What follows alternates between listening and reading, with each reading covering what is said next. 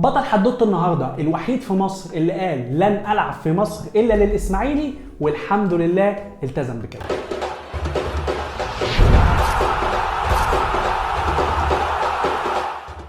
اهلا بيكم مره تانية في حدوته في الجون الحلقه الثانيه. بطل حدوته النهارده قيصر اسماعيليه حسني عبد ربه. الحدوته ابتدت في 1 نوفمبر سنه 84 بالتحديد في محافظه اسماعيليه مع ناشئين الاسماعيلي اللي فضل يتدرج معاهم القيصر لحد ما وصل للفريق الاول بسن 17 سنه. كان اصغر لعيب يشارك مع الدراويش وكمان يفوز بالدوري. ومن هنا بينضم لمنتخب الشباب اللي كانت نقطه فاصله في تاريخه وخلت اسماء كتير في اوروبا من اللي بتلعب كره نظيفه تركز معاه زي ارسنال واليوفي وشويه انديه في فرنسا وتركيا. ولكن بيخرج علينا اداره الاسماعيلي وتقول لك حسني عبد ربه عنصر اساسي من عناصر الفريق ومش هنفرط فيه. بيستمر حسني عبد ربه سنتين من 2003 ل 2005 مع الاسماعيلي، وبعدها بيخوض اول تجربه احتراف ليه مع نادي ستراسبورغ في الدوري الفرنسي. وفاضل وقت قليل قوي على كاس الامم 2006، ولكن حسني عبد ربه بتجيله اصابه وبيتحرم تماما من المشاركه مع منتخب مصر. مش بس كده، المصائب لا تاتي فرادى. ستراسبورغ بيهبط للدرجه الثانيه، فبيرجع حسني عبد ربه في اعاره للاسماعيلي، فبيرجع لستراسبورغ مره ثانيه بيلاقيه لسه موجود في الدرجه الثانيه. فبيقرر حسني عبد ربه يسيب كل حاجه ويرجع لمصر وبيمضي للاهلي وللاسماعيلي وهو اساسا على قوه ستراسبورغ. ولكن كل المشاكل دي بتتحل، الاهلي بيلاقي الصفقه فيها نوش فبينسحب، والاسماعيلي بيساوي اموره مع ستراسبورغ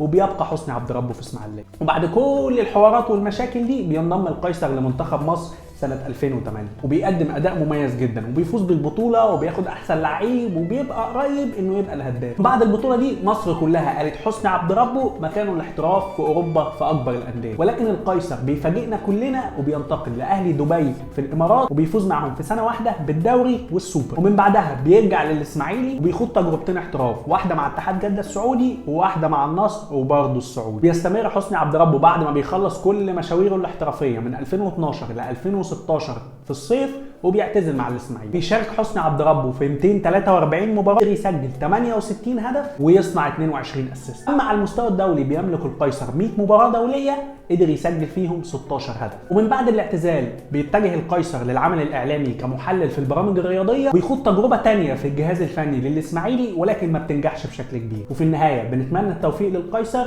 ويا رب دايما الحدوته تكون في الجول. وسلام.